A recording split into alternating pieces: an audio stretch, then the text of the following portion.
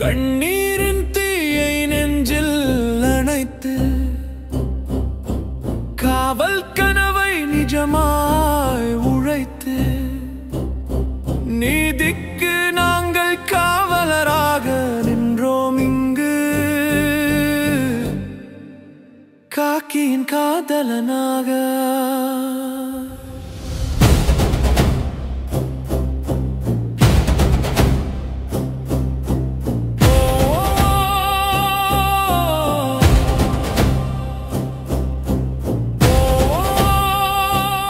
அன்பு மாணவ செல்வங்கள் அனைவருக்கும் வணக்கம். காக்கியின் காதலன் காவலர் பயிற்சி மையம் உங்களை அன்புடன் வரவேற்கிறது. தொடர்ச்சியாக 2ஆம் நிலை காவலர் தேர்வுக்காக உங்களை நீங்கள் முழு முயற்சியோடு தயார்படுத்திட்டு இருப்பீங்க. தொடர்ந்து நம்ம மிக முக்கியமான கேள்வி பதில்களை நம்ம பார்த்துட்ருக்குறோம். இந்த வீடியோ பதிவிலையும் 70 முக்கியமான கேள்வி பதில்களை 8ஆம் வகுப்பு அறிவியல் மற்றும் 8ஆம் வகுப்பு சமூக அறிவியல் புத்தகத்திலிருந்து நம்ம இப்போ பார்க்க போகிறோம். இந்த 70 கேள்விகளுக்கு நீங்கள் எத்தனை கேள்விகள் சரியாக ஆன்சர் பண்ணுறீங்க அப்படின்றத மறக்காமல் கீழே கமெண்ட் பாக்ஸில் கமெண்ட் பண்ணுங்கள், சரிங்களா? இப்போது அறிவியலை பொறுத்த வரைக்கும் இயற்பியல், வேதியியல், உயிரியல் இதில் இருக்கக்கூடிய தலைப்புகளாக, சரிங்களா? இயற்பியல் எடுத்துக்கிட்டிங்கன்னா லைட்டு, சவுண்டு, அளவீட்டியல், சரிங்களா? இயக்கம், விசை, அண்டம் இந்த மாதிரி நீங்கள் படிப்பீங்க. வெப்பம், மின்சாரம் இதெல்லாம் படிப்பீங்க. இதில் 6ஆம் வகுப்புலேருந்து 10ஆம் வகுப்பு வரைக்கும் ஒவ்வொரு தலைப்பிலையுமே அப்படியே மிக முக்கியமான கேள்விகள்னு சொல்லி நீங்கள் ட்ராவல் பண்ணி போயிடலாம். இப்போ லைட் எடுத்துக்கிட்டிங்கன்னா 6ஆவதுலேருந்து 10ஆவது வரைக்கும் என்னென்ன பாயிண்ட்ஸ் கொடுத்துருக்காங்க அப்படின்னு சொல்லி படிப்பீங்க. அப்படி படித்தா தான் உங்களால் சீக்கிரமாக படிக்க முடியும். இப்போ ரிவிஷன்லாம் அப்படி தான் நீங்கள் பண்ணணும், சரிங்களா? ஆனால் நீங்கள் நம்மளுடைய சோசியல் சயின்ஸை பார்த்தீங்க அப்படின்னா ஹிஸ்ட்ரி எடுத்துக்கிட்டிங்கன்னா பண்டைய இந்திய வரலாறு 6ஆம் வகுப்பில் இருக்கும். 7ஆம் வகுப்பில் இடைக்கால இந்திய வரலாறு இருக்கும். 8ஆம் வகுப்பில் ஐரோப்பியர்களுடைய வருகை மற்றும் நவீனகால இந்திய வரலாறுடைய தொடக்கம் இருக்கும், சரிங்களா? 10ஆம் வகுப்பு போயிட்டீங்க அப்படின்னா இந்திய தேசிய இயக்கம் இருக்கும். இதே மாதிரி தான் நீங்கள் படிப்பீங்க, சரிங்களா? புவியியல் எடுத்துக்கிட்டாலும் குடிமையியல் எடுத்துக்கிட்டாலும் ஒவ்வொரு வகுப்புலையுமே புதுமையான பாடங்கள் இருக்கும் இல்லையா? சரி, ஓகே. இப்போது 8ஆம் வகுப்பு சமூக அறிவியல் பகுதியில், சரிங்களா, ஹிஸ்ட்ரியில் நம்ம ரொம்ப வேகமாக ரிவிஷன் கிளாஸை பார்க்க போகிறோம். ஒரு 3-4 நிமிடங்களில் ஒட்டுமொத்த 8ஆம் வகுப்பு வரலாறையுமே நம்ம ரொம்ப ஃபாஸ்ட்டாக பார்க்க போகிறோம். அடுத்தது பொருளாதாரம் பார்ப்போம், குடிமையல் பார்ப்போம், புவியியல் பார்ப்போம், சரிங்களா? 8ஆம் வகுப்பு சோசியல் சயின்ஸில் என்ன விஷயத்தை கொடுத்துருக்காங்கன்றத ரொம்ப ஃபாஸ்ட்டாக நம்ம ரிவிஷன் பண்ணிவிட்டு அதில் இருக்கக்கூடிய முக்கியமான கேள்வி பதில்களுக்கு நம்ம ஆன்சர் பண்ணுறதுக்கு ட்ரை பண்ணலாம், சரிங்களா? சரி, ஓகே. இப்போ 8ஆம் வகுப்பு வரலாறு அப்படின்னு சொல்லும் பொழுது இந்த 8ஆம் வகுப்பு வரலாறில் என்ன விஷயத்தை பற்றி பேசுகிறாங்க அப்படின்னா ஐரோப்பியர்களுடைய வருகையை பற்றி பேசுகிறாங்க, சரிங்களா? நம்ம பார்க்குறோம், இந்திய வரலாறை பார்க்குறோம். இந்த இந்திய வரலாறுன்னு சொல்லும் பொழுது நமது இந்திய தேசம்ன்றது ஒரே நாடாக கிடையாது. பல தேசங்களாக பல ராஜாக்களால் ஆட்சி செய்யப்பட்டது. பல்வேறு காலகட்டங்களில் பல்வேறு மன்னர்கள் ஆட்சி செஞ்சுருக்கிறாங்க, சரிங்களா? அப்போ பண்டைய இந்திய வரலாறை பற்றி பார்க்கும்போது மகத பேரரசை பற்றி பார்ப்போம். நம்ம தமிழ்நாட்டில் சேர சோழ பாண்டியர்கள் ஆட்சி செஞ்சாங்கன்னு பார்ப்போம், சரிங்களா? குப்தர்களை பற்றி பார்த்துருப்போம், குஷானர்களை பற்றி பார்த்துருப்போம், ஹர்ஷரை பற்றி பார்த்துருப்போம், சரிங்களா? அடுத்ததான் வந்து பார்த்திங்கன்னா நம்ம தமிழகத்தை களப்பிரர்கள் ஆட்சி செஞ்சாங்கன்றதை பார்த்தோம். அடுத்ததான் பிற்கால பாண்டியர்கள், பிற்கால சோழர்கள், பல்லவர்கள் ஆட்சி செஞ்சாங்கன்னு பார்த்தோம், சரிங்களா? மேலே டெல்லி சுல்தானியம், வடக்கில் டெல்லி சுல்தானியம் ஆட்சி செய்வாங்க, சரிங்களா? விஜயநகர பேரரசு இருக்கும், பாமினி அரசு இருக்கும், அடுத்ததான் முகலாயர்கள் இருந்தாங்க. இந்த மாதிரி இந்திய மன்னர்கள் பல்வேறு மன்னர்கள் வந்து ஆட்சி செய்கிறாங்க. இப்போ பாருங்கள், இப்போது இந்தியா அப்படின்னு சொல்லும்போது இங்கேருந்து தான் வாசனை பொருட்கள் எல்லாமே மேலை நாடுகளுக்கு ஏற்றுமதி செய்யப்படுது, சரிங்களா? இந்தியாவிலேருந்து தான் வாசனை பொருட்கள் எல்லாமே மேலை நாடுகளுக்கு ஏற்றுமதி செய்யப்படுது. அப்போ நிலவழி அப்படின்றது மூடப்படுது. கான்ஸ்டான்டின் நோபில் அப்படின்றது துருக்கியர்களால் கைப்பற்றப்பட்ட பிறகு இந்த நிலவழி அப்படின்றது மூடப்பட்டு விட்டது. அப்போ ஐரோப்பாவுக்கு கடல் வழி அப்படின்ற கண்டுபிடிப்புக்கான தேவை ஏற்படுது, சரிங்களா? நம்ம இந்திய தேசத்துக்கு கடல் வழியாகவே வரக்கூடிய மார்க்கத்தை கண்டுபிடிக்க வேண்டும் என்ற தேவை ஏற்படுது. அப்போ ஐரோப்பிய நாடுகளில் போர்ச்சுகீசியர்கள் தான் இந்தியாவுக்கு கடல் வழி தடத்தை முதல்ல கண்டுபிடிக்கிறாங்க. வாஸ்கோட காமா அப்படின்றவர் 1498 கள்ளிக்கோட்டை வந்து அடைகிறாரு. சாமரின் அப்படின்றவர் வரவேற்கிறாரு, சரிங்களா? அடுத்ததாக டச்சுக்காரர்கள் வராங்க, டேனிஷ் வராங்க, ஆங்கிலேயர்கள் வராங்க, பிரெஞ்சு பீப்புள்ஸ் வராங்க. இப்படி தொடர்ச்சியாக வராங்க. அப்படி வரக்கூடியவர்கள் வாணிபத்திற்காக வராங்க. அப்போ திப்பு, கிராம்பு, ஏலக்காய், இஞ்சி, லவங்கம் இந்த மாதிரி வாசனை பொருட்கள் நம்ம இந்தியாவிலேருந்து ஏற்றுமதி செய்யப்படுது, சரிங்களா? இதை வந்து இந்த நிலவழியை மூடினதுக்கப்புறம் துருக்கியர்கள் வாங்கி அதிகமான விலைக்கு விற்றாங்க. இப்போ இவங்களே நேரடியாக ட்ரேட் பண்ணுறதுனால நிறைய லாபம் கிடைக்குது, சரிங்களா? அப்போ வாணிபத்திற்காக இந்தியாவிற்கு வந்தவங்க தான். அப்போ இங்கே முகலாய அரசராக ஜஹாங்கீர் இருக்கிறார். ஜஹாங்கீர் தான் ஆங்கிலேயர்களுக்கு வணிகம் செய்கிறதுக்கு அனுமதி கொடுக்குறாரு. எந்த முகலாய மன்னர் ஆங்கிலேயர்களுக்கு வணிகம் செய்வதற்கு அனுமதி கொடுத்தாருன்னு கேட்டிங்கன்னா ஜஹாங்கீர் அப்படின்றவர் தான் அனுமதி கொடுக்குறாரு. அப்படி அனுமதி கொடுத்த பிறகு சரிங்களா, இந்த ஐரோப்பியர்கள் வாணிபம் செஞ்சிட்ருக்கிறாங்க. அதில் போர்ச்சுகீசியர்கள் வந்து பார்த்திங்கன்னா மிக பெரிதளவில் மிக பெருசாக வரலை. ஏன்னா அவங்க வந்து மதத்தை பரப்புறதுலையும் கல்வியை பரப்புறதுலையுமே கான்சன்ட்ரேஷன் பண்ணுறாங்க. சரிங்களா, அடுத்ததாக வந்து பார்த்திங்கன்னா டச்சுக்காரர்கள் அம்பாயினா படுகொலைன்னு சொல்லுவோம். சரிங்களா, இந்தோனேசியாவில் அம்பாயினான்னு ஒரு தீவு இருக்குது. அங்கே அம்பாயினா படுகொலை அப்படின்ற ஒரு சம்பவம் நடக்குது. அதற்கு பிறகு பெரடா போர் அப்படின்ற போரோட இந்த டச்சுக்காரர்களுடைய ஆதிக்கம்ன்றது இந்தியாவில் முடிஞ்சிடுது. போர்ச்சுகீசியர்கள் ஆதிக்கமே செய்யலை. அடுத்ததாக டச்சுக்காரர்களுடைய ஆதிக்கமும் முடிஞ்சிடுச்சு. அடுத்ததாக பார்த்திங்கன்னா நம்மளுடைய போர்ச்சுகீசியர்கள் இப்போ கர்நாடக போர் நடக்கும். முதல் கர்நாடக போர், இரண்டாம் கர்நாடக போர், மூன்றாம் கர்நாடக போர்னு சொல்லி இந்த போருடைய விளைவாக பிரெஞ்சுக்காரர்கள் ஒன்றும் இல்லாமல் ஆயிடுறாங்க. ஆங்கிலேயர்கள் தான் ஒட்டுமொத்த இந்திய தேசத்தையும் தங்களுடைய கட்டுப்பாட்டுக்குள்ளார கொண்டு வராங்க. அப்போ பாருங்கள், மதராஸ், பம்பாய், கொல்கத்தா இந்த 3 இடங்களை தலைமையிடமாக கொண்டு தங்களுடைய வாணிபத்தை வந்து விரிவாக்கம் செய்கிறாங்க. வாணிபத்திற்காக இந்தியாவிற்கு வந்தவங்க ஆட்சியை வந்து கைப்பற்ற போகிறாங்க. இப்போ பாருங்கள், கர்நாடக போர் பார்த்தோம். முதல் கர்நாடக போர், இரண்டாம் கர்நாடக போர், மூன்றாம் கர்நாடக போர். முதல் கர்நாடக போர் அப்படின்றது அடையாறு போர்னு சொல்லலாம். இரண்டாம் கர்நாடக போர்ன்றது ஆம்பூர் போர்னு ஆற்காட்டு போர்னு சொல்லலாம். இந்த போரில் முக்கியத்துவம் பெற்றவர் ராபர்ட் கிளைவ். அதனால் இவரை வந்து ஆற்காட்டு வீரர் அப்படின்னு சொல்கிறாங்க. சரிங்களா, அடுத்தது மூன்றாவது கர்நாடக போர் அப்படின்றது வந்தவாசி போர்னு சொல்கிறோம். அப்போ வந்தவாசி வீரர் யாருன்னு கேட்டாங்கன்னா அயர்கூட்டை சொல்லலாம். அப்போ முதல் கர்நாடக போர் ஐலா சபையில் உடன்படிக்கையின்படி முடிவுக்கு வருது. இரண்டாவது கர்நாடக போர் பாண்டிச்சேரி உடன்படிக்கையின்படி முடிவுக்கு வருது. மூன்றாவது கர்நாடக போர் பாரிஸ் உடன்படிக்கையின்படி முடிவுக்கு வருது. இந்த கர்நாடக போருக்கு முக்கியமான காரணம் வாரிசு உரிமை பிரச்சனை தான். சரிங்களா, இந்த கர்நாடக போரில் எல்லாத்துலேயும் ஆங்கிலேயர்கள் வெற்றி பெற்றுறாங்க. இந்தியாவில் மிகப்பெரிய ஆதிக்க சக்தியாக ஆங்கிலேயர்கள் இருக்கிறாங்க. பிரெஞ்சுக்காரர்கள் ஒன்றும் இல்லாமல் ஆயிடுறாங்க. சரிங்களா, இதுதான் நீங்கள் தெரிஞ்சுக்கணும். அடுத்து மராத்திய போர்கள் நடக்கும், மைசூர் போர்கள் நடக்கும். சரிங்களா, மராத்திய போர்களில் முதல் ஆங்கிலேய மராத்திய போர் சால்பை உடன்படிக்கையின்படி முடிவுக்கு வருது. அடுத்து மூன்றாவது ஆங்கிலேய மராத்திய போரினால் பேஷ்வா முறை ஒழிக்கப்படுது. கடைசியாக இருந்த பேஷ்வா 2ஆம் பாஜிராவ். இது முக்கியமாக நம்ம பார்க்குறோம். அடுத்ததான் வந்து பார்த்திங்கன்னா ஆங்கிலேய மைசூர் போர்கள்.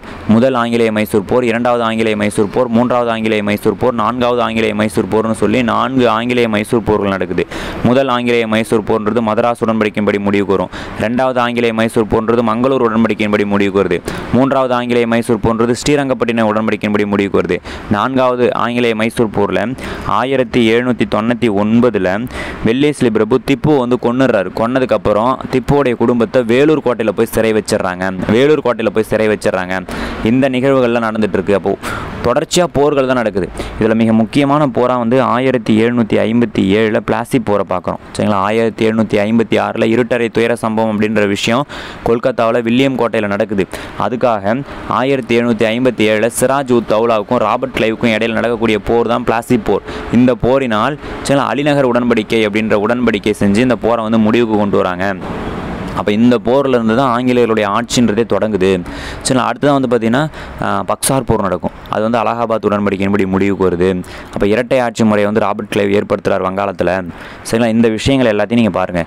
இந்த தொடர்ச்சியான போர்கள்னால நிறைய தேசங்களை வந்து ஆங்கிலேயர்கள் கைப்பற்றிடுறாங்க. இதுக்கப்புறமா தங்களுடைய கொள்கைகள் மூலமாகவும் தேசங்களை வந்து இணைக்கிறாங்க. அப்போ வாரிசெடுப்பு கொள்கையை வந்து டல்லோசி பிரபு கொண்டு வராரு. இதன் மூலமாக உங்களுக்கு சதாரா அப்படின்ற தேசம் முதல்ல இணைக்கப்படுது. அடுத்த துணைப்படை திட்டத்தை வந்து வெள்ளேஸ்லி பிரபு கொண்டு வராரு. இதன் மூலமாக ஹைதராபாத் அப்படின்ற தேசம் வந்து ஃபஸ்ட்டு இணைக்கப்படுது. அப்போ இந்த மாதிரி கொள்கைகள் மூலமாகவும் தேசங்களை எல்லாம் இணைக்கிறாங்க. அப்போ இந்தியாவில் வர்த்தகத்திற்காக வந்த இந்த கம்பெனின்றது ஒட்டுமொத்தமாக இந்த இந்திய தேசத்தையுமே ஆள தொடங்குறாங்க. சரிங்களா, இந்த விஷயத்தை எல்லாத்தையும் நம்ம பள்ளி பாடப்புத்தகத்தில் கொடுத்துருக்காங்க. இப்போ ஆள தொடங்கியாச்சு. நிர்வாகம்ன்றது முக்கியம் இல்லையா? அப்போ 3 வரி விதிப்பு முறைகளை வந்து ஆங்கிலேயர்கள் அறிமுகப்படுத்துகிறாங்க. நிலையான நிலவரி திட்டம், ரயத்துவாரி முறை, மகள்வாரி முறை அப்படின்னு சொல்லி 3 வரி முறைகளை வந்து ஆங்கிலேயர்கள் வந்து ஏற்படுத்துகிறாங்க. அப்போ நிலையான நிலவரி திட்டத்தை காரன்வாலிஸ் பிரபுவும், ரயத்துவாரி முறை அப்படின்றத தாமஸ் மான்ரோவும், மகள்வாரி முறை அப்படின்றத வில்லியம் பெண்டிங் பிரபுவும் அறிமுகப்படுத்துகிறாங்க. இது எல்லாமே ஒவ்வொரு பகுதியில் அறிமுகப்படுத்தப்படுது. சரிங்களா, இந்த நிலவரி முறை அப்படின்றது மக்களை வந்து ரொம்ப துன்புறுத்தியது. மக்களுக்கு ஒரு மிகப்பெரிய கோபத்தை ஏற்படுத்தி ஏற்படுத்துது. காரணம் என்னென்னா மழை பெய்தோ வெயில் அடிக்குதோ புயல் அடிக்குதோ நீங்கள் வந்து எனக்கு வரி செலுத்திடணும்னு சொல்கிறாங்க. அப்போ ஜமீன்தார்கள் தான் என்ன பண்ணுறாங்கன்னா மக்கள்கிட்ட வரியை வாங்கி ஆங்கிலேய அரசுக்கு கொடுக்குறாங்க. அப்போ இந்த ஜமீன்தார்கள் என்ன பண்ணுறாங்கன்னா நல்லா விளையும் போது எக்ஸ்ட்ரா வந்து வாங்கி வச்சுக்கிறாங்க. அப்போ வந்து வறுமை வருது, நிறைய பஞ்சங்கள் வருது. மதராஸ் பஞ்சம் பார்க்குறோம், ஒடிசா பஞ்சம் பார்க்குறோம், இந்த மாதிரி பஞ்சங்கள் வருது. இப்போ என்ன ஆகுதுன்னா மக்கள் சாப்பாட்டுக்கே ரொம்ப கஷ்டப்படுறாங்க. இந்த மாதிரி ஒரு நிலைமை வந்து வருது. சரிங்களா, மக்கள் சாப்பாட்டுக்கே ரொம்ப கஷ்டப்படுறாங்க, அந்த நிலைமை வருது. இப்போ பாருங்கள் மக்களுக்குள்ளார ஒரு கோபம் வருது. விவசாயிகள் எல்லாருமே கிளர்ச்சியில் ஈடுபடுறாங்க. அப்போ மிக முக்கியமான கழகங்கள்லாம் பார்க்குறோம். சாந்தால் கழகம் பார்ப்போம், சரிங்களா, இண்டிகோ கழகம் பார்ப்போம், சரிங்களா, அடுத்து தக்கான கழகம் பார்க்குறோம், மாப்ளார் கழகம் பார்க்குறோம், சாம்ரான் சத்தியாகிரகம் பார்க்குறோம், கேதா சத்தியாகிரகம் பார்க்குறோம், அகமதாபாத் மில் போராட்டம் பார்க்குறோம், சரிங்களா, பர்தோலி சத்தியாகிரகம் பார்க்குறோம். இந்த மாதிரி வந்து பார்த்தீங்கன்னா விவசாயிகளுடைய புரட்சியை பற்றி பார்க்குறோம். விவசாயிகள்லாம் புரட்சி செய்கிறாங்க, அந்த வருஷம் ரொம்ப முக்கியம். இதுக்கு பேரெல்லாம் மக்களும் புரட்சியில் ஈடுபடுறாங்க, மன்னர்களும் புரட்சியில் ஈடுபடுறாங்க. அப்போ தென்னிந்திய கிளர்ச்சி பாருங்கள், பாளையக்காரர்களுடைய புரட்சி பாருங்கள். அப்போ தென்னிந்தியாவில் வரி வசூலிக்கிற உரிமையை ஆங்கிலேய அரசு பெறதுக்கு காரணமே கர்நாடக போர் தான். கர்நாடக போரில் வெற்றி அடைஞ்சிடறாங்க. அதனால் தென்னிந்தியாவில் நம்ம தமிழகத்தில் ஆங்கிலேயர்கள் வரி வசூலிக்கிற அதிகாரத்தை பெறுறாங்க. சரிங்களா, கட்டபொம்மன் சொல்லுவார், நீ எதுக்கு வரி கேட்குற, சரிங்களா, எங்களுடன் வயலுக்கு வந்தாயா, நாட்டு நட்டாயா, சரிங்களா, களை பறித்தாயா, அங்கே கொஞ்சு குழுவும் எங்கள் குல பெண்களுக்கு மஞ்சள் அரைத்தாயா, மாமனா மச்சானா மானங்கட்டவனே அப்படின்னு சொல்லி வீரபாண்டிய கட்டபொம்மன் வசனமெல்லாம் நம்ம கேள்விப்பட்டிருப்போம். இதுக்கெல்லாம் காரணம் என்னென்னா வரி கேட்குறாங்க. நீ எதுக்கு வரி கேட்குற, நீ எங்கே இருந்தோ வந்து நீ ஏன் எங்கள்கிட்ட வரி கேட்குறன்னு சொல்லி கோவப்படுறாங்க. அப்போ இந்த கோபம் தான் கிளர்ச்சிக்கு காரணமாக மாறுது. அப்போ பூலித்தேவனை பற்றி பார்க்குறோம், கட்டபொம்மனை பற்றி பார்க்குறோம், வேலுநாச்சியாரை பற்றி பார்க்குறோம், தீரன் சின்னமலையை பற்றி பார்க்குறோம், மருது சகோதரர்களை பற்றி பார்க்குறோம். சரிங்களா, இதெல்லாம் எக்ஸாம் பாயிண்ட் ஆஃப் வியூ நம்ம பார்த்துருப்போம். பூலித்தேவர்ன்றது தான் ஆங்கிலேயர்களை எதிர்த்து வெற்றி பெற்ற முதல் இந்திய மன்னன் யாருன்னா பூலித்தேவர். அப்போ ஆங்கிலேயர்களை எதிர்த்து வெற்றி பெற்ற முதல் பெண்ணரசு யாருன்னா நம்மளுடைய வேலுநாச்சியார். சரிங்களா, அப்போ நாடு வந்து பார்த்திங்கன்னா 1529 சரிங்களா பாருங்கள் கிருஷ்ணதேவராயர் கொண்டு வராரு, நாயக்க முறையை கொண்டு வராரு. அப்போ மதுரையை ஆட்சி செஞ்ச விஸ்வநாத நாயக்கர் என்ன பண்ணுறாரு, தன்னுடைய நாட்டை 72 பாளையங்களாக பிரிக்கிறார். இந்த பாளையக்கார முறைன்றது காக்கத்தீர்கள் பின்பற்றிய முறை. அதை பார்த்து இவர் வந்து பிரிக்கிறார். இப்போ கிழக்கு பாளையங்கள் மேற்கு பாளையங்கள்னு பிரிக்கிறார். கிழக்கு பாளையங்களை கட்டபொம்மன் தலைமையேற்கிறார், மேற்கு பாளையங்களை பூலித்தேவர் வந்து தலைமையேற்கிறார். நெற்கட்டுஞ்சேவல் பகுதியை ஆட்சி செஞ்சவர் தான் பூலித்தேவர். சரிங்களா, வாசுதேவநல்லூர், நெற்கட்டுஞ்சேவல், சரிங்களா, இதெல்லாம் ஆட்சி செஞ்சார். அடுத்து கட்டபொம்மன் அப்படின்னு சொல்லும்போது அவர் முன்னோர்கள் ஆந்திரா பகுதியை சார்ந்தவர்கள். அப்போ அவர் ஆட்சி செஞ்ச பகுதி வந்து பார்த்திங்கன்னா பாஞ்சாலங்குறிச்சி. இதெல்லாம் நம்ம எக்ஸாம் பாயிண்ட் ஆஃப் வியூவில் பார்த்துருப்போம். சரிங்களா, அடுத்ததாக வீரபாண்டிய கட்டபொம்மன் 1799 கயத்தாறு அப்படின்ற இடத்துல தூக்கிலிடப்படுறார். சரிங்களா, பூலித்தேவன் வந்து நாடு இல்லாத நிலையில் ஓடிடுறாரு. அடுத்ததான் வந்து பார்த்திங்கன்னா வேலுநாச்சியார். சரிங்களா, ராமநாதபுரத்தில் செல்லமுத்து சேதுபதியோட ஒரே மகளாக இருக்கிறாரு. இவர் வந்து சிவகங்கை சீமையோடைய ராஜா முத்துவடுகுநாதருக்கு திருமணம் செஞ்சு கொடுத்துட்றாங்க. இவங்களுக்கு வெள்ளச்சி நாச்சியார் அப்படின்ற மகள் பிறக்கிறாங்க. காளையார் கோவில் போரில் இந்த முத்துவடுகுநாதர் கொல்லப்படுறார் ஆங்கில படையால்.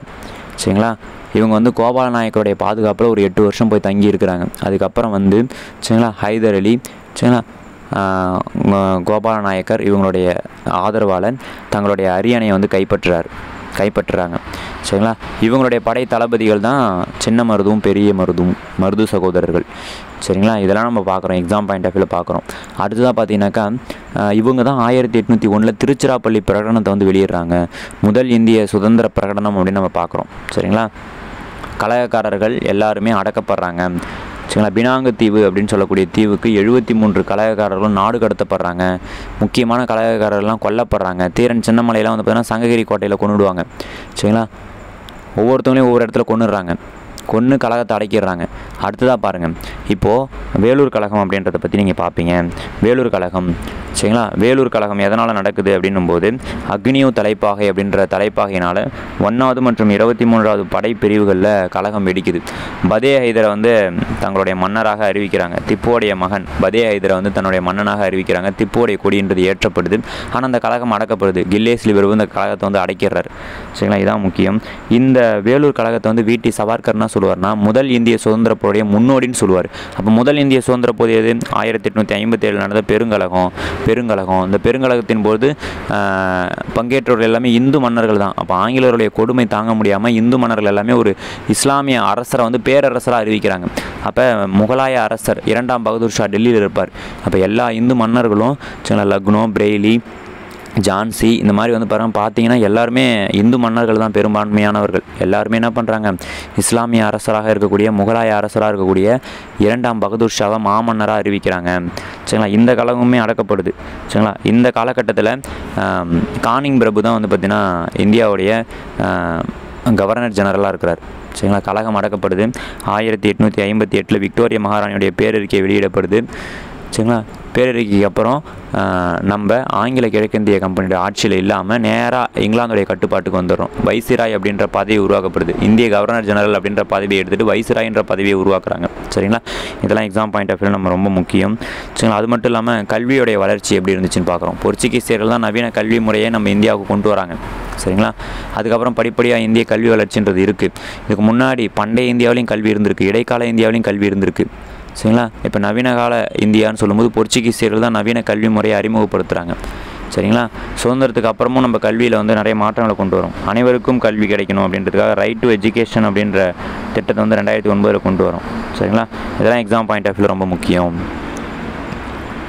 அப்போ இதுதான் உங்களுக்கு வரலாறு. இந்த மாதிரி தான் நீங்கள் வந்து வரலாறை படிச்சிருப்பீங்க. அடுத்ததான் நீங்கள் புவியியல் போயிட்டீங்க அப்படின்னா மண்ணை பற்றி படிப்பீங்க. மண் அப்படின்றது தான் பூமியோடைய தோல்.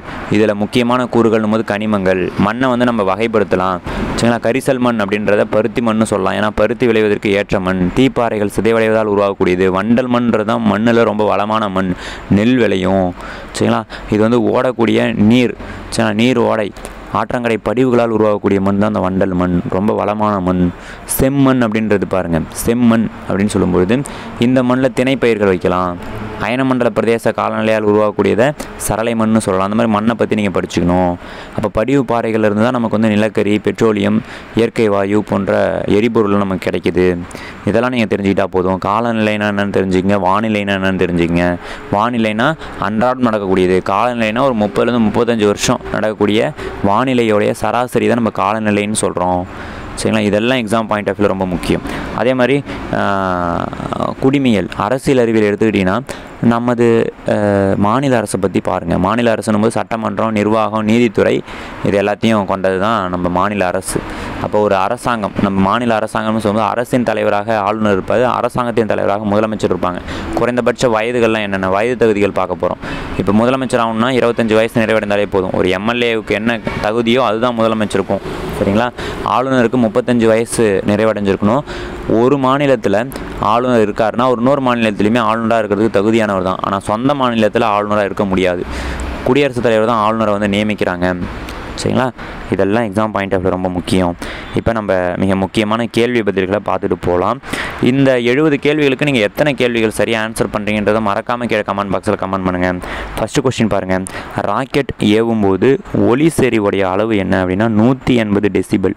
ஒலி செறிவுடைய அலகு டெசிபல் அப்படின்ற அழகால் நம்ம அளக்கிறோம். அடுத்த கொஸ்டின், எந்த ஊடகத்தில் ஒலி அதாவது சவுண்டு வேகமாக பயணிக்கும் அப்படின்னு சொல்லி கேட்டிருக்காங்க. ரொம்ப திடப்பொருளில் தான் ஒலின்றது வேகமாக பயணிக்கும். சரிங்களா, அப்போ அலுமினியம் அப்படின்றதுல தான் ஒலி வேகமாக பயணிக்குது. அடுத்த கொஸ்டின் பாருங்கள். எதிரொலியை கேட்பதற்கு குறைந்தபட்ச தொலைவு எவ்வளவு அப்படின்னு சொல்லி கேட்டிருக்காங்க. 17 மீட்டர். 17 மீட்டர் அப்படின்றது தான் எதிரொலியை கேட்பதற்கு குறைந்தபட்ச தூரம். அடுத்தது பாருங்கள். இந்தியாவில் மாறு மின்னோட்டத்துடைய அதிர்வெண் என்ன? ஏசி கரண்ட்டை தான் நம்ம வீடுகளுக்கு பயன்படுத்துகிறோம். இப்போ இந்தியாவில் மாறுதிசை மின்னோட்டத்துடைய அதிர்வெண் என்னன்னு சொல்லி கேட்டிருக்காங்க. 50 ஹெர்ட்ஸ். சரிங்களா, 220 வோல்டேஜ் 50 ஹெர்ட்ஸ் அளவுக்கு மின்னோட்டத்தை தான் நம்ம வீடுகளுக்கு பயன்படுத்துகிறோம். இதுவே வெளிநாடுகள்லாம் போயிட்டிங்கன்னா 110 வோல்டேஜ் 60 ஹெர்ட்ஸ் அளவுக்கு பயன்படுத்துவாங்க. அடுத்த கொஸ்டின் பாருங்கள். மனித மண்டை ஓட்டில் எத்தனை எலும்புகள் இருக்குது அப்படின்னா 22 எலும்புகளால் ஆனது. சரிங்களா, அடுத்த கொஸ்டின். கண்ணின் நிறப்பகுதி உருவாக்குவது எது அப்படின்னா கருவிழி. கருவிழி தான் கண்ணின் நிறப்பகுதியை உருவாக்குது. அடுத்த கொஸ்டின். பிசிஜி தடுப்பூசி எந்த நோய்க்கு போடப்படுது அப்படின்னா காசநோய். காசநோய்க்கு தான் பிசிஜி அப்படின்ற தடுப்பூசியை போடுறோம். பிறந்த குழந்தைக்கு போடக்கூடிய தடுப்பூசி எதுன்னு கேட்டாலும் நீங்கள் பிசிஜி தான் சொல்லணும். அடுத்த கொஸ்டின் பாருங்கள். உலகில் முதல் எண்ணெய் கிணறு எப்பொழுது தோண்டப்பட்டது? 1859 தான் முதல் எண்ணெய் கிணறுன்றது தோண்டப்படுது. அடுத்த கொஸ்டின்.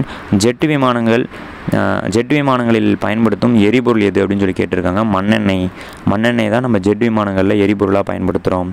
அடுத்த கொஸ்டின் பாருங்கள். எந்த எரிபொருள் அதிக கலோரி மதிப்பை கொண்டுள்ளது அப்படின்னு சொல்லி கேட்டிருக்காங்க. ஹைட்ரஜன் அப்படின்றது தான். ஹைட்ரஜன் அப்படின்ற எரிபொருள் தான் அதிக கலோரி மதிப்பை பெற்றிருக்கு. அடுத்த கொஸ்டின், தமிழ்நாட்டில் இருக்கக்கூடிய ராம்சார் தலங்களுடைய எண்ணிக்கை என்ன அப்படின்னா 16 ராம்சார் தலங்கள் நம்ம தமிழ்நாட்டில் இருக்குது. அடுத்த கொஸ்டின், தேசிய அறிவியல் தினம் எப்பொழுது கொண்டாடப்படுகிறது? பிப்ரவரி 28 தான் தேசிய அறிவியல் தினம் கொண்டாடப்படுது. உங்களுக்கான கேள்வி என்னென்னா, தேசிய விண்வெளி தினம் எப்பொழுது கொண்டாடப்படுகிறது அப்படின்றது தான் உங்களுக்கான கேள்வி. தெரிஞ்சவங்க கீழே கமெண்ட் பாக்ஸில் கமெண்ட் பண்ணுங்கள். ரொம்ப முக்கியமான ஒரு கேள்வி. இந்த தினத்தை நம்ம எதனால் கொண்டாடுறோம் அப்படின்னு சொல்லி பார்த்தீங்கன்னா, ஆகஸ்ட் 23 அப்படின்றது தான் தேசிய விண்வெளி தினமாக நம்ம கொண்டாடுறோம். இது எதுக்காக கொண்டாடுறோம்? சந்திரயான் 3 தரையிறங்கிய தினம், சிவசக்தி முனையம் அப்படின்ற இடத்த அடைந்த தினம். சரிங்களா? அடுத்த கொஸ்டின் பாருங்கள், முத்ரா ராட்சசம் என்ற நூலை இயற்றியவர் யாருன்னு சொல்லி கேட்டிருக்காங்க. விசாகதத்தர். இந்த விசாகதத்தர் அப்படின்றவர் குப்தர் காலத்தில் வாழ்ந்தவர். இவர் முத்ரா ராட்சசம் அப்படின்ற நூலை எழுதுகிறாரு. இந்த நூல் மௌரியர்களுடைய நிர்வாகத்தை பற்றி சொல்லுது, மௌரியர்களை பற்றி பேசுது.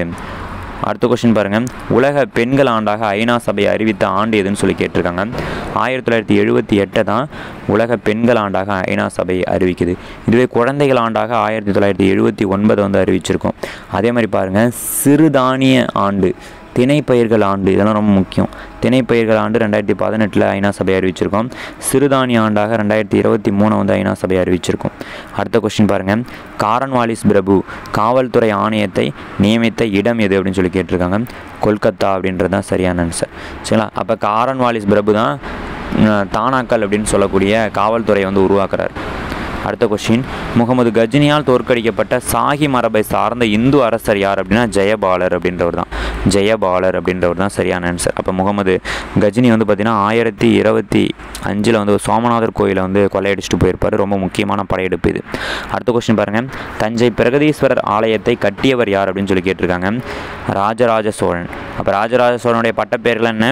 சிவபாத சேகரன், மும்முடி சோழன் அப்படின்றதெல்லாம் ராஜராஜ சோழனுடைய பட்டப்பெயர்கள். சரிங்களா? முதலாம் ராஜேந்திர சோழனுடைய பட்டப்பெயர்கள் என்னென்னா கங்கை கொண்டான், கடாரம் கொண்டான் அப்படின்றதெல்லாம் அவருடைய பட்டப்பெயர். சரிங்களா? முதலாம் பராந்தகன் அப்படின்றவர் தான் சிதம்பரம் கோவிலுக்கு பொன்வேய்ந்த சோழன். சரிங்களா? அடுத்த கொஸ்டின் பாருங்கள், நெருப்பு கோழியுடைய முட்டையின் அளவு என்ன அப்படின்னு சொல்லி கேட்டிருக்காங்க. 170 mm அப்படின்றது தான் மிகப்பெரிய தனி செல் எதுனா நெருப்பு கோழியுடைய முட்டை தான். அடுத்த கொஸ்டின் பாருங்கள், நெல்லிக்கனியில் உள்ள வைட்டமின் எது? நெல்லிக்கனியில் வைட்டமின் சி தான் அதிகமாக இருக்கும். இது ஸ்கர்வி அப்படின்ற நோயை வந்து போக்குவதற்கு பயன்படுது. சூரிய ஒளி வைட்டமின்னா வைட்டமின் டி. அப்போ வந்து பாருங்கள், நிக்டோலோஃபியான்ற மாலைக்கண் நோயை குணப்படுத்துறதுக்கு வைட்டமின் ஏ பயன்படுத்தப்படுது. வைட்டமின் ஈன்றது மலட்டுத்தன்மையை குணப்படுத்துறதுக்கு பயன்படுத்தப்படுது. அடுத்த கொஸ்டின், வைட்டமின் பி பெரிபெரி நோயை வந்து குணப்படுத்த பயன்படுது. சரிங்களா? அடுத்த கொஸ்டின் பாருங்கள், நீலநீர் கொள்கையை பின்பற்றியவர் யாருன்னு சொல்லி கேட்டிருக்காங்க. பிரான்சிஸ்கோ டி அல்மொய்டா அப்படின்றவர் தான் நீலநீர் கொள்கையை பின்பற்றியிருப்பார். அல்புகர்க் அப்படின்றவர் ரொம்ப சிறந்தவராக இருந்திருப்பார். நினோ டி குன்கா அப்படின்றவர் கொச்சின்லேருந்து கோவாவுக்கு தலைநகரத்தை மாற்றியிருப்பார். சரிங்களா? அடுத்த கொஸ்டின் பாருங்கள், டச்சுக்காரர்கள் கெரிலியா கோட்டை அப்படின்ற கோட்டையை எங்கே கட்டினாங்க அப்படின்னு சொல்லி கேட்டிருக்காங்க. பழவேற்காட்டில் கட்டியிருப்பாங்க. பழவேற்காட்டில் கெரிலியார் கோட்டை அப்படின்றத டச்சுக்காரர்கள் கட்டுறாங்க. அடுத்த கொஸ்டின், எந்த முகலாய பேரரசர் இந்தியாவில் ஆங்கிலேயர்கள் வர்த்தகம் செய்ய அனுமதி அளித்தார்னு சொல்லி கேட்டிருக்காங்க. ஜஹாங்கீர் தான் இந்தியாவில் ஆங்கிலேயர்களை வணிகம் செய்கிறதுக்கு அனுமதி கொடுத்துருப்பார். அடுத்த கொஸ்டின் பாருங்கள், பொறுத்துக்க வழியில் கேட்டிருக்காங்க. இந்தாண்ட ஐரோப்பிய நாடுகள் அது வந்த ஆண்டுகள். டச்சுக்காரர்கள் 1602 வந்திருப்பாங்க. ஆங்கிலேயர்கள் 1600 வந்திருப்பாங்க. டேனியர்கள் 1616 பிரெஞ்சுக்காரர்கள் 1664 வந்திருப்பாங்க. அடுத்த கொஸ்டின் பாருங்கள், பின்வரும் கூற்றுகளில் சரியானது எதுன்னு சொல்லி கேட்டிருக்காங்க. முதல் கூற்று பாருங்கள், பிரெஞ்சு கிழக்கிந்திய நிறுவனம் கால்பட் என்பவரால் நிறுவப்பட்டது. அப்போ இதை நிறுவியவர் கால்பட்டு தான், கரெக்டான கூற்று தான். அடுத்து பாருங்கள், பிரெஞ்சு குடியேற்றத்தை பாண்டிச்சேரியில் நிறுவியவர் யாருன்னா பிரான்காய்ஸ் மார்டின். இதுவுமே சரியான கூற்று தான். இரண்டுமே சரி அப்படின்றது தான் சரியான ஆன்சர். சரிங்களா? அடுத்த கொஸ்டின் பாருங்கள், 1757 நடைபெற்ற பிளாசி போரில் ஆங்கில படைகளுக்கு தலைமையேற்று நடத்தியவர் யாருன்னா ராபர்ட் கிளைவ். இதுவே வந்து பிளாசி போருக்கு ராபர்ட் கிளைவ் தலைமையேற்கிறார். இதே வந்து பார்த்தீங்கன்னா பக்சார் போருக்கு ஹெக்டர் மான்ரோ வந்து தலைமையேற்றிருப்பார். சரிங்களா? அடுத்த கொஸ்டின் பாருங்கள், மராத்தியர்களின் கடைசி பேஷ்வா யார் அப்படின்னு சொல்லி கேட்டிருக்காங்க. 2ஆம் பாஜிராவ் அப்படின்றவர் தான் மராத்தியர்களுடைய கடைசி பேஷ்வா. சரிங்களா? முதல் ஆங்கிலேய மராத்திய போர்ன்றது சால்பை உடன்படிக்கையின்படி முடிவுக்கு வரும். அடுத்த கொஸ்டின் பாருங்கள், இந்தியாவில் போட்டித் தேர்வுகள் மூலம் அரசு ஊழியர் நியமனம் என்ற கருத்தை முதலில் அறிமுகப்படுத்தியவர் யார் அப்படின்னு பாருங்கள். அறிமுகப்படுத்திய சட்டம் எதுன்னு பாருங்கள். 1833 பட்டய சட்டம். வில்லியம் பெண்டிங் பிரபு தான் இப்போ வந்து ஆட்சியாளராக இருக்கிறார். அவர் தான் வந்து பார்த்தீங்கன்னா சதி அப்படின்னு சொல்லக்கூடிய உடன்கட்டை ஏறும் பழக்கத்தை ஒழிப்பார். சரிங்களா? அப்போ 1833 பட்டய சட்டம் தான் இந்தியாவில் போட்டித் தேர்வில் அறிமுகப்படுத்துது. தானாக்கல் என்ற காவல் பதவியை ஏற்படுத்தினது யாருன்னா காரன்வாலிஸ். நம்ம சொன்னோம் இல்லையா, காரன்வாலிஸ் பிரபு தான் காவல்துறையை வந்து உருவாக்கியவர். அடுத்த கொஸ்டின் பாருங்கள். இந்தியாவில் ஆங்கிலேய பேரரசு என்பதை இந்தியாவின் ஆங்கிலேய பேரரசு என்று மாற்றியவர் யாருன்னா வெல்லேஸ்லி பிரபு. வெல்லேஸ்லி பிரபு நம்ம பார்க்குறோம். டெல்லோசி பிரபு வந்து வாரிசிறப்பு கொள்கையை கொண்டு வரார். வெல்லேஸ்லி பிரபுன்றவர் துணைப்படை திட்டத்தை கொண்டு வரார். சரிங்களா. இப்போ வில்லியம் பெண்டிங் பிரபுன்றவர் சதி எனும் உடன்கட்டை ஏறும் வழக்கத்தை ஒழிச்சிருப்பார். அதே மாதிரி வந்து பார்த்திங்கன்னா மகள்வாரி முறையை கொண்டு வந்தவர் வில்லியம் பெண்டிங் பிரபு தான். காரன்வாலிஸ் பிரபு நிலையான நிலவரை திட்டம், சரிங்களா, காவல்துறையை உருவாக்கியவர் காரன்வாலிஸ் பிரபு. இதெல்லாம் நம்ம எக்ஸாம் பாயிண்ட் ஆஃப் வியூ ரொம்ப முக்கியமாக பார்க்குறோம். அடுத்த கொஸ்டின். விவசாயிகளின் எழுச்சியாக கருதக்கூடும் முதல் கழகம் எதுனா சாந்தல் கழகம். சாந்தல் கழகம் 1855 சிந்து கனு அப்படின்னு சொல்லக்கூடிய 2 சாந்தலர் சகோதரர்கள் தலைமையேற்று நடத்திய கழகம் தான் அந்த சாந்தல் கழகம் அப்படின்றது. பீகார் பகுதியில் நடக்குது. சரிங்களா. அடுத்த கொஸ்டின் பாருங்கள். பொறுத்துக்க வடிவில் கொடுத்துருக்காங்க. இந்தாண்ட கழகங்கள், இந்தாண்ட வருஷம். இண்டிகோ கழகம் அப்படின்றது அவுரி புரட்சின்னு கூட சொல்லலாம். 1859 நடந்திருக்கும். கேதா சத்தியாகிரகம் 1918, சாம்ரான் சத்தியாகிரகம் 1917, மாப்பிளா கழகம் 1921. சரிங்களா. அடுத்த கொஸ்டின் பாருங்கள். இந்தியாவில் ஆங்கிலேயர்களுடன் போரிட்டு அவர்களை தோற்கடித்த முதல் இந்திய மன்னர் யார் அப்படின்னா பூலித்தேவர் தான். பூலித்தேவர் நெற்கட்டுஞ்சேவல் பகுதியை ஆட்சி செஞ்சுட்டு இருந்தவர் தான் அந்த பூலித்தேவர். சரிங்களா. அடுத்து வீரபாண்டிய கட்டபொம்மன் அப்படின்றவர் 1799 தூக்கிலிட்டுருவாங்க கயத்தாறு அப்படின்ற இடத்துல. சரிங்களா. அப்போ இவர் ஆட்சி செஞ்ச பகுதி வந்து பார்த்தோன்னா பாஞ்சாலங்குறிச்சி. மருது சகோதரர்கள் சிவகங்கையை ஆட்சி செஞ்சுருப்பாங்க. சரிங்களா. திருப்பத்தூர் கோட்டையில் தூக்கிலிடப்பட்டவர்கள். முத்து ஒடுகுநாதரை காளையார் கோவில் போரில் கொண்டு இருப்பாங்க. இதெல்லாம் எக்ஸாம் பாயிண்ட் ஆஃப் வியூ ரொம்ப முக்கியம். அடுத்து பாருங்கள். வேலு நாச்சியாருடைய மகளின் பெயர் என்ன அப்படின்னா வெள்ளச்சி நாச்சியார். வெள்ளச்சி நாச்சியார் அப்படின்றது தான் வேலு நாச்சியாருடைய மகளின் பெயர். சரிங்களா. அடுத்த கொஸ்டின் பாருங்கள். முதல் இந்திய சுதந்திர போரின் முன்னோடின்னு சொல்லி வீட்டி சவார்கர் எதனை அழைத்தார்கள் அப்படின்னா வேலூர் கழகத்தை சொல்லியிருப்பார். வேலூர் கழகம் தான் முதல் இந்திய சுதந்திர போருடைய முன்னோடின்னு சொல்லியிருப்பார். அடுத்த கொஸ்டின். பாளையக்காரர் கிளர்ச்சியை ஆங்கிலேயர்கள் அடக்கிய பின் 73 கிளர்ச்சியாளர்கள் எங்கு நாடு கடத்தப்பட்டார்கள் அப்படின்னா பினாங்கு தீவுக்கு நாடு கடத்தப்படுறாங்க. சரிங்களா. வேல் சிறவரசன் தீவுன்னு கூட இதை சொல்லலாம். சரிங்களா. அப்போ நாடு கடத்தப்படுறதெல்லாம் பாருங்கள். அப்போ திப்புவோடைய குடும்பம் வந்து வேலூர் கோட்டையில் சிறை வைக்கப்படும். சரிங்களா. அப்போ வேலூர் கழகத்துக்கு அப்புறம் அவங்கள கொல்கத்தாவுக்கு நாடு கடத்திடுவாங்க. பாளையக்காரர் புரட்சியில் இருக்கக்கூடிய புரட்சியாளர்கள் 73 பேரும் பினாங்குக்கு நாடு கடத்துவாங்க. 1857 பெரும் புரட்சியின் போது 2ஆம் பகதூர் ஷா முகலாய மன்னன் இவர் வந்து பர்மாவுக்கு நாடு கடத்திடுவாங்க. சரிங்களா. இதெல்லாம் ரொம்ப முக்கியம். அடுத்து பாருங்கள். ராணி லட்சுமிபாய் எந்த பகுதியில் ஆட்சி செஞ்சாங்க, எந்த பகுதியில் நடந்த புரட்சியை வழி நடத்தினாங்க அப்படின்னு கேட்டால் மத்திய இந்தியா. அப்போ இந்த 1857 பெரும் புரட்சியில் மிகவும் துணிச்சலானவங்க யாருன்னா ராணி லட்சுமிபாய் தான். அடுத்த கொஸ்டின். இந்தியாவில் நவீன கல்வி முறையை அறிமுகம் செய்த முதல் ஐரோப்பிய நாடு எதுன்னு சொல்லி கேட்டிருக்காங்க. போர்ச்சுகல் தான். போர்ச்சுகல் தான் முதல்ல இந்தியாவில் நவீன கல்வி முறையை அறிமுகப்படுத்துகிறாங்க. அடுத்த கொஸ்டின். 6 முதல் 14 வயது வரை உள்ள குழந்தைகளுக்கு கட்டாய கல்வி வழங்கும் கல்வி உரிமை சட்டம் இயற்றப்பட்ட ஆண்டு 2009 தான் இயற்றப்படுது. அடுத்த கொஸ்டின் பாருங்கள். இந்தியாவின் புதிய கல்விக் கொள்கை எந்த ஆண்டு அறிமுகம் செய்யப்பட்டது? 1986 தான் இந்தியாவில் புதிய கல்விக் கொள்கை அப்படின்றது அறிமுகப்படுத்தப்பட்டது. அடுத்த கொஸ்டின். பள்ளிகளில் சத்துணவு திட்டம் அறிமுகப்படுத்தப்பட்ட ஆண்டு எது? 1982 தான் சத்துணவு திட்டம் அறிமுகப்படுத்து. சரிங்களா. எம்ஜிஆர் வந்து அறிமுகப்படுத்துகிறார். எம்ஜிஆர் தான் சத்துணவு திட்டத்தை அறிமுகப்படுத்துகிறாரு. சரிங்களா. மதிய உணவு திட்டத்தை அறிமுகப்படுத்துனது யாருன்னா காமராஜர். சத்துணவு திட்டத்தை அறிமுகப்படுத்துனது எம்ஜிஆர். இதெல்லாம் எக்ஸாம் பாயிண்ட் ஆஃப் ரொம்ப முக்கியம். அடுத்து பாருங்கள். செல்வ சுரண்டல் கோட்பாட்டினை கூறியவர் யார் அப்படின்னு சொல்லி கேட்டிருக்காங்க. செல்வ சுரண்டல் கோட்பாடு அப்படின்னாலே தாதாபாய் நவரோஜி தான். சரிங்களா. தாதாபாய் நவரோஜி இந்தியாவின் முதுபெரும் மனிதர். சரி. அடுத்த கொஸ்டின். அசாம் தேயிலை நிறுவனம் நிறுவப்பட்ட ஆண்டு 1839 தான் அசாம் தேயிலை நிறுவனம் நிறுவப்படுது. அடுத்த கொஸ்டின். 1907 டாடா இரும்பு மற்றும் எஃகு நிறுவனம் எங்கு நிறுவப்பட்டதுன்னா ஜாம்ஷெட்பூரில் நிறுவப்பட்டிருக்கும். ஜாம்ஷெட்பூர். அடுத்த கொஸ்டின் பாருங்கள். கம்பளி மற்றும் தோல் தொழிற்சாலைகள் காணப்படும் முக்கியமான இடம் எது அப்படின்னா கான்பூர். கான்பூர்.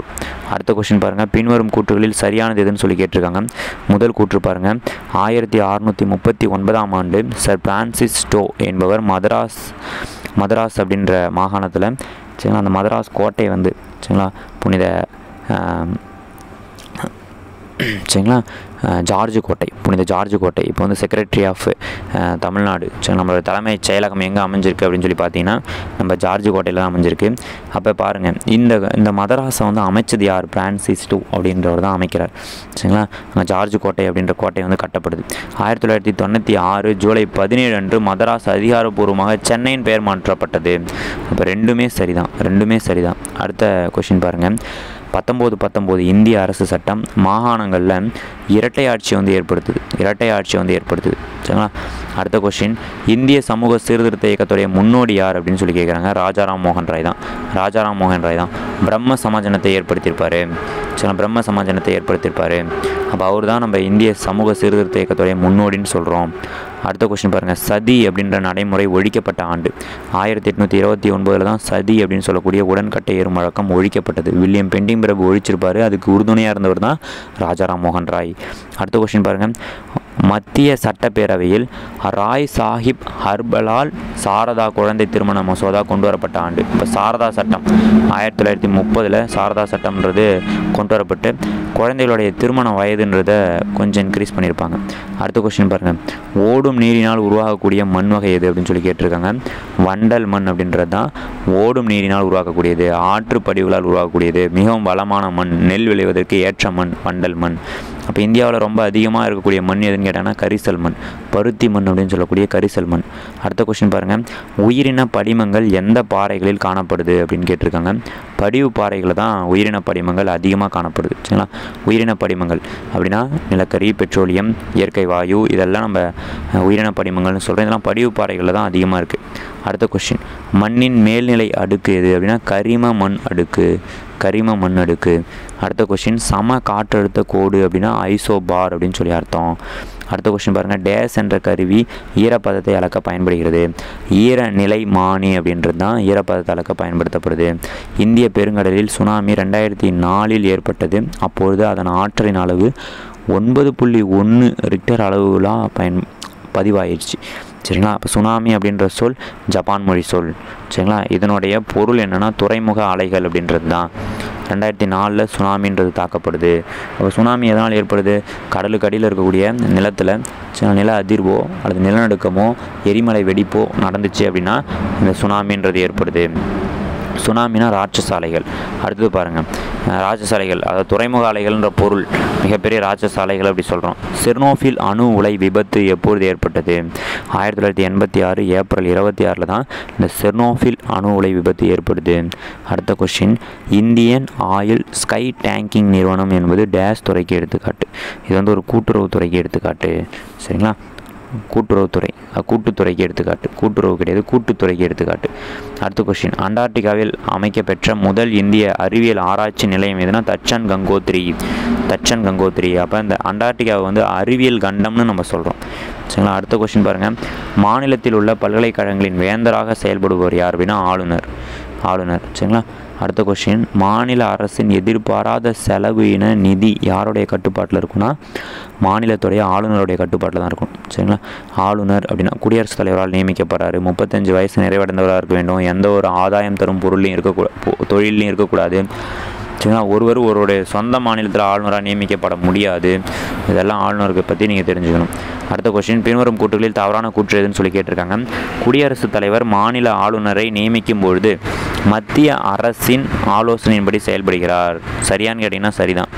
அடுத்து பாருங்கள். ஒருவர் சொந்த மாநிலத்திலும் பிற மாநிலத்திலும் எங்கு வேண்டுமானாலும் ஆளுநராக நியமிக்கப்படலான்னு சொல்லியிருக்காங்க. இது தப்பு. ஒருத்தரால் சொந்த மாநிலத்தில் ஆளுநரால் நியமிக்க முடியாது. அப்போ ஒன்று மட்டும் சரின்றது தான் சரியான ஆன்சர். அடுத்த கொஸ்டின். பின்வரும் கூற்றுகளில் சரியானது எதுன்னு சொல்லி கேட்டிருக்காங்க. சட்டமன்ற மேலவை உறுப்பினராக வயது தகுதி 30 வயது நிறைவடைதல்.